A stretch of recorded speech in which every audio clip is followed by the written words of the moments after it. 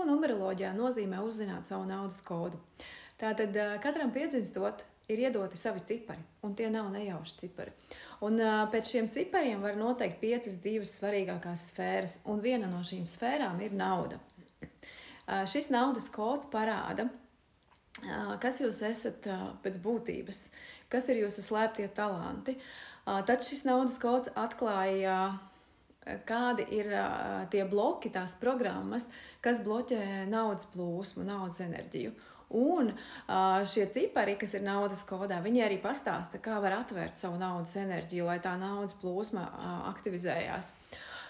Vēl var uzzināt savu dzīves aicinājumu, to, kas ir ielikts 7 paaudzes atpakaļ dzimtā.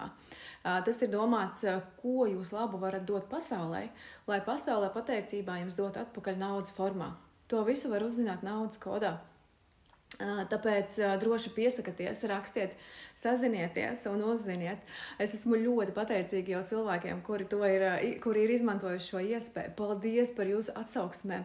Esmu ļoti priecīga, ka varēju jūs iedvesmot.